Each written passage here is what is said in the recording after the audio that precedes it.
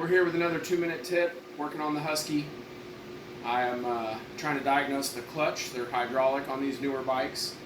And I missed a diagnosis and ordered the lower portion cylinder, and I needed to order a kit for the upper cylinder here on the bar. So when I ordered the wrong one, it failed again. The system as a whole failed again. And I started questioning myself. I'm like, man, I've done put a brand new part on here. So did I buy a brand new part that failed right out of the box? That's not very likely. So I dug a little deeper, thought it over in my brain for a little while, and just thought, how can I really diagnose it down to the brass tacks? And here's what I came up with. Zoom in here a little bit. So right here, this is the lower cylinder, okay, and it controls the clutch.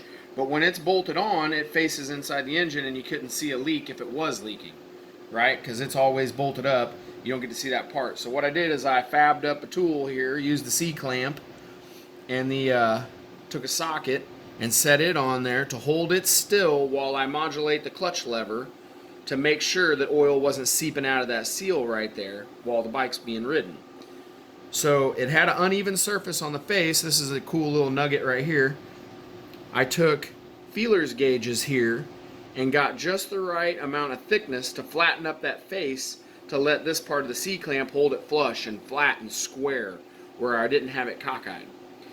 I used a socket right there on the other side of the C-clamp that fit the cup just right so it seated down in there. And then I used a little tape where it wasn't metal to metal on that nice machined part right there.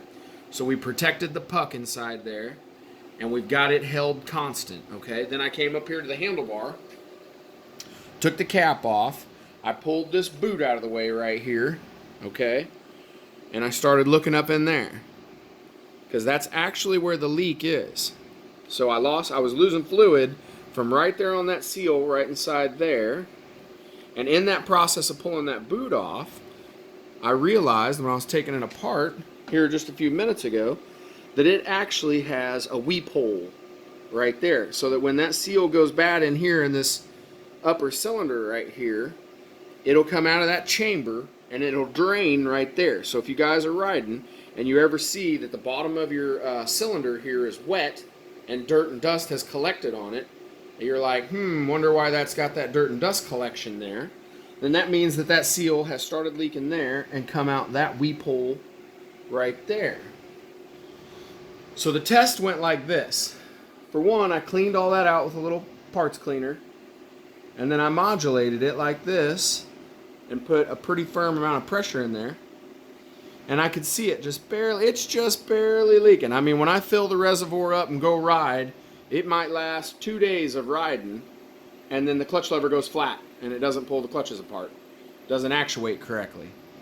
So, cleaned all that out, realized that the upper part was leaking, and now I know to get the little rebuild kit right here. The bummer about it is, and the importance of the video is, I spent $100 on a new cylinder down there, and didn't need to. Actually, more than $100, but regardless, I dropped a pretty penny on the wrong part. So hopefully this helps people out down the road that have hydraulic clutches, that there's a good way to diagnose it to know for sure when you order the part that you're ordering the right part. Anyway, 2-minute tip on a Monday. Have a good day.